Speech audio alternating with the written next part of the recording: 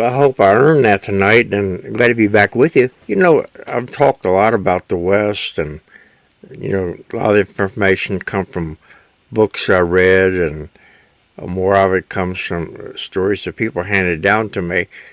People, when I be on my bus tours from all over the country, and especially Southwest, they see me practicing with the ropes, and they tell me a little something about this, a little something about that. But the book I want to talk about is Colonel Tim McCoy. I read the book about 15 years ago, and a lot of good stories about him. Now, he was a very famous B-Western movie star, and he wore an outlandish big hat. It's give new meaning to 10-gallon hat. Go on Google images and just type in Colonel Tim McCoy. His name is spelled MC capital COY. He was born in 1891 and he died in 1978. And he was raised on a ranch, and he fought, or he didn't actually go into battle, but he served during the First World War. And after the war was over with, they made him adjutant general of the Wind River Reservation out in Wyoming. And he was just a natural with the Native Americans. He earned their respect many times over. Well, Hollywood came out there. They needed to make a movie, and they needed some Indians for the movie. And he helped them get what they needed. And somehow he ended up in the movies. Now, he wore a black hat. Everybody else was wearing a white hat, so he decided a black would be good. And he became a super-duper star, for lack of a better word. He had a snapshot. I remember that scene that as a kid, bang. I mean, it's all I can do to hit something with two hands. Well, as his movie career, the B-Westerns gave way to the singing Cowboys, he went into the Wild West show business. He done pretty good. And one of the stories I really like, there's a couple stories. One, he talked about circuses were carried on trains. And if a train was to wreck, there'd be animals everywhere get loose. And next train come through, they would do what they could do to gather these animals up. So this is a true story now. Everything I tell you is true. A guy come walking back in, a farmer, with a Bengal tiger.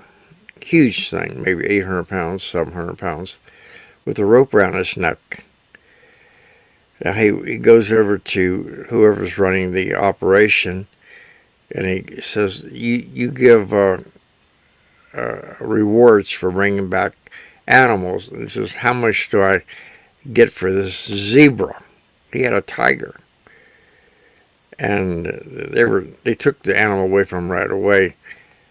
And they asked us, well, what do you do? How'd you control him? And he said, well, when he acted uppity, I slapped the shit out of him. Pardon my language. So that's a true story.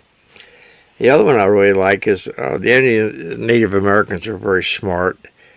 And by this time, they've kind of turned the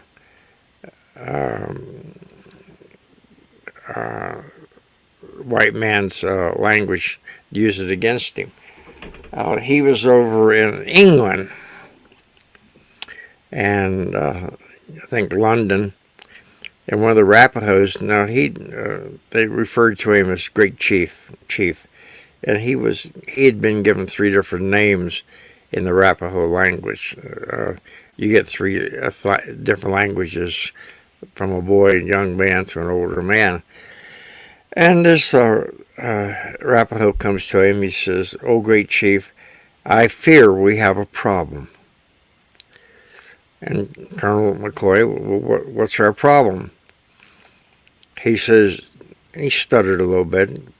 He says, you know the cottony girl down at the corner at the grocery store with the big boobs? And he hesitated. And Colonel says, well, is there a problem that there's going to be a young Arapaho in the springtime? So the Indian Native American says, that's it. And he was kind of silent and sad. So Colonel McCoy says, well, how is this my problem? And the Arapaho looks at him. He says, oh, great chief, I am but a poor, ignorant savage who has been taken across the great pond, and how can I be criticized for participating in cardinal pleasure? You talk about learning how to turn our language up against us. He really knew how. There was another story I was going to tell you about that.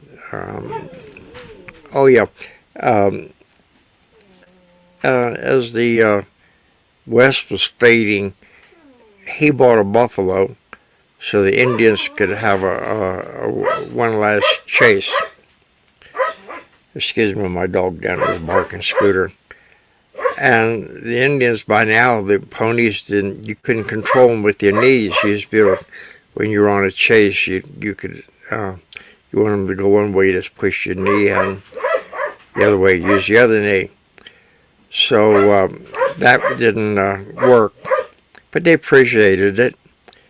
And they shared with him, I guess, what you'd call art of covenants, and what they felt that their society had come from, that the whole world was just water at one time.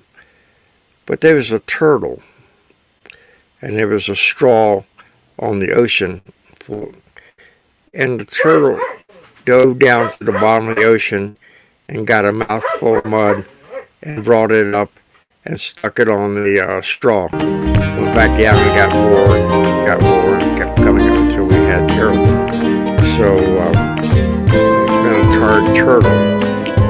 But they sort of shared their covenants with him. And I saw a lot of the B-Western movies in the 50s on black and white TV when I lived at 40 New York Avenue, Northeast, Washington, D.C. I miss these guys. You know, they weren't too realistic. Had 6 shooters and never ran out of bullets. But they always had an adventure every week, and they helped make us safe. Kept us in front of our seats on Saturday. Well, that's it. And thank you for listening, and come back and see me. And if you got some friends, neighbors, appreciate it. They like to sign up. We can all travel together. Thank you.